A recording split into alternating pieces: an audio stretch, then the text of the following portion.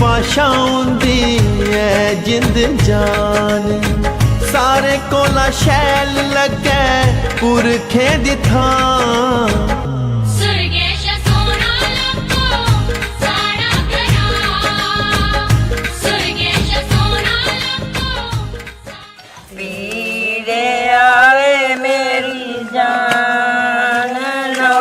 घोड़ा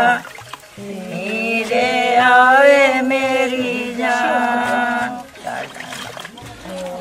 चले ओ परदेस सिख मत दे जाओ मेरी जान सिख मत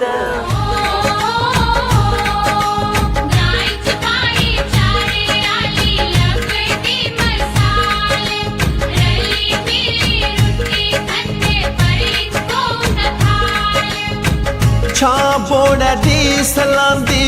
जियां गोदी मां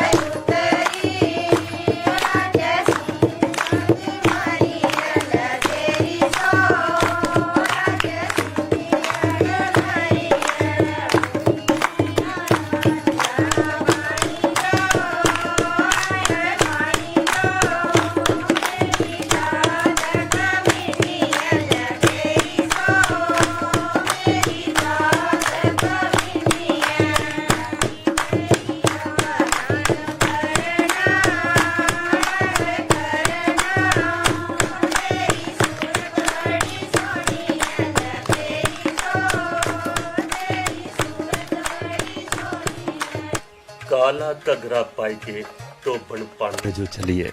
दोस्तों बड़ा सोहना जिहड़ा ये गीत है, इस गीत दे विच एक सुनेहा है कि जिहड़ी औरत अपने पति की गल नहीं मनदी खीरली उहदा की हाल हुंदा है। धोबन जिल्लै गई बगैर अपने पति की गल मनने दे खीर च उहदी लोथ गै रुड़दी आई। एक बजुर्ग माता बैठी दी उंदे कन्नै गलबात करदे हां। मां केह् नां है तुहाड़ा?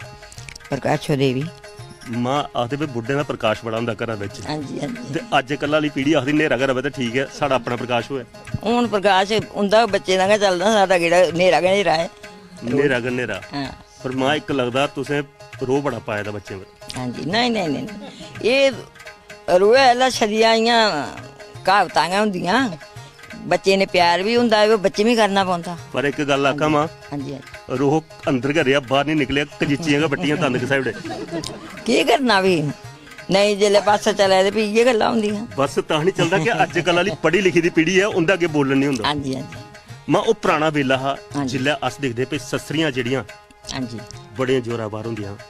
ਘਰਾਂ ਦੇ ਕੰਮ ਧੰਦੇ ਚੁਟਕੀ ਗੰਨੇ ਅੱਡੀ ਮਾਰੀਏ ਕੰਮ ਕਰਵਾਉਂਦੀਆਂ ਕੰਮ ਅੱਜ ਵਧੇਰੇ। ਵੀ ਸਸਰੀਆਂ ਦੁਵੱਖਿਆ ਫਸਦੀਆਂ ਪਹਿਲੇ ਆਪਣੀ ਸਸਰੀਆਂ ਕੋਲ ਡਰਦੀਆਂ ਹੁਣ ਨੂੰਹਾਂ ਕੋਲ ਡਰਦੀਆਂ ਬਿਲਕੁਲ ਕਿਹੜਿਆ ਵੇਲਾ ਸੱਚੀਆਂ ਗੱਲਾਂ ਨੇ ਕਿ ਹੁਣ ਬੱਚੇ ਪੜ੍ਹੀ ਲਿਖੀਏ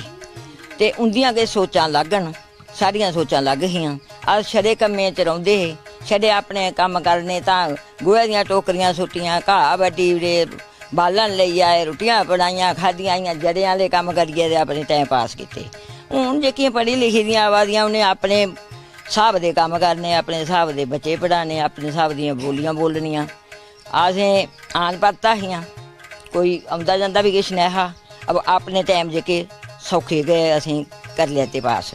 ਕਹਿੰਦੇ ਲੈ ਉਹ ਮੁਸ਼ਕਲ ਲੱਭਾ ਪੜੇ ਦੇ ਵਿਸ਼ਾਕਣ ਕਿ ਦੁੱਖ ਤਕਲੀਫਾਂ ਬੜੀਆਂ ਨੇ ਗੁੜੇ ਦੇ ਨਹੀਂ ਹਨ ਮਾਂ ਗੁੜੇ ਦੇ ਨਹੀਂ ਬਸ ਅੱਗੇ ਮਾਂ ਜਿਹਨੇ ਸਾਰੀਆਂ ਕੰਮੇ ਦੀਆਂ ਸਫਾਈਆਂ ਜਾਂ ਜਿੰਨੇ ਕੰਮ ਕਰਦੇ ਹੈ ਜਾਂ ਜਿੰਨੀਆਂ ਹੁੰਦੀਆਂ ਜਿਹਨੇ ਹਾਲ ਨਹੀਂ ਕਰਨੇ ਅਸੀਂ ਟਾਈਮ ਪਾਸ ਕੀਤੇ ਕਿ ਇਹ 2-4 ਵਾਰ ਵੀ ਕਦੇ ਜਨਮ ਲੈਣ ਤਾਂ ਨਹੀਂ ਪਾਸ ਕਰਦੇ ਉਹ ਗੱਲ ਸੱਚੀ ਮਾਂ ਉਹ ਜਿਹੜਾ ਤੁਹਾਡਾ ਵੇਲਾ ਹਾ ਹਾਂਜੀ। ਪੂਰਾ ਦਿਨ ਕੰਮ ਧੰਦਾ ਵੀ ਕਰਨਾ ਫਿਰ ਸੰਝਾ ਆਈਏ ਬਜ਼ੁਰਗਾਂ ਦੇ ਲੱਤਾਂ ਵੀ ਚਿੱਕਣੀਆਂ ਲੱਤਾਂ ਚਿੱਕਣੀਆਂ ਉਹਦੇ ਕੋਲ ਡਰਨਾ ਉਹਨੇ ਜਿਹੜੇ ਤਮਾਕੂ ਪੀਂਦੇ ਸੀ ਉਹਨੇ ਜਿਹੜਿਆ ਉਹ ਦੇਣਾ ਪਾਈਏ ਦੇਣਾ ਕੁਛ ਸਹੀ ਕਿਸੇ ਉਹ ਕਾਵਾਸਨ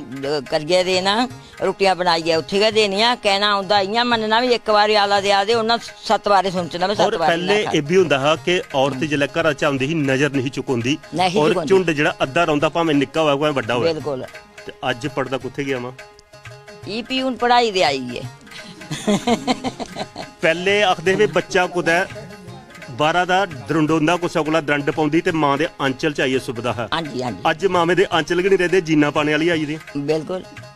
ਉਹ ਐਸੇ ਕੱਪੜੇ ਨੇ ਜਿਹੜੇ ਅਸੀਂ ਦਿਖੇ ਕਿ ਨਹੀਂ ਕੁਦਰਤ ਉਹ ਇਸਤੇਮਾਲ ਹੋ ਆਦੇ ਨਾ ਅਸੀਂ ਕੀ ਕਰਨਾ ਹੈ ਉਹਾਂ ਮਣਾ ਹੀ ਆਉਂਦਾ ਕਿਸੇ ਵੀ ਅੱਖ ਚ ਨੇ ਆ ਕਈ ਦਫਾ ਹੁੰਦਾ ਹੈ ਪਰ ਬੋਲੀ ਜੀਭ ਦੰਦੇ ਥੱਲੇ ਰੱਖਿਓ ਮਾਂ ਆਖਿਓ ਨਹੀਂ ਬਧੇਰੇ ਵੀ ਆਖਣੇ ਆ ਕਿ ਬੱਚਿਓ ਛੈਲ ਕੱਪੜੇ ਪਾਓ ਜੇ ਕਿ ਛੈਲ ਜੱਚਨ ਤੇ ਹੁਣ ਇਹਦੀ ਮਰਜ਼ੀਆਂ ਗਏ ਅਸੀਂ ਇਹ ਗੀਤਾ ਦੇ ਬੋਲ ਹੀ ਮਾਂ ਕਿਤੋਂ ਬਣਗੀ ਸਮਝਾਉਂਦਾ ਰਿਹਾ ਪਤੀ ਤੇ ਗੱਲ ਨਹੀਂ ਮੰਨੀ ਤੇ ਅਖੀਰ ਚ ਲੋਥ ਆਈ ਅੱਜ ਕੱਲ੍ਹ ਲੀਆਂ ਪਤੀ ਦੀ ਮੰਡੀਆਂ ਜਾਂ ਪਤੀ ਜਨਾਨੀ ਦੀ ਮੰਡੀਆਂ ਉਹ ਪਾਦੀ ਦਾ ਗਵੰਡ ਨਹੀਂ ਪਾਉਂਦੀ ਇਹ ਜ਼ਿਆਦਾ ਲੱਕਾ ਫਾਜ ਲੱਗੇ ਦਾ ਹੁੰਦਾ ਬਸ ਬਸ ਗੱਲ ਸੱਚੀ ਹੈ ਦੋਸਤੋ ਕਿ ਪੁਰਾਣੇ ਵੇਲੇ ਦੇ ਵਿੱਚ ਸੰਸਕਾਰ ਹੈ ਲੋਕਾਂ ਦੇ ਵਿੱਚ ਬੇਸ਼ੱਕ ਪੜ੍ਹੇ ਨਹੀਂ ਪਰ ਨੈਤਿਕ ਗੁਣ ਦੇ ਭਰਪੂਰ ਹੈ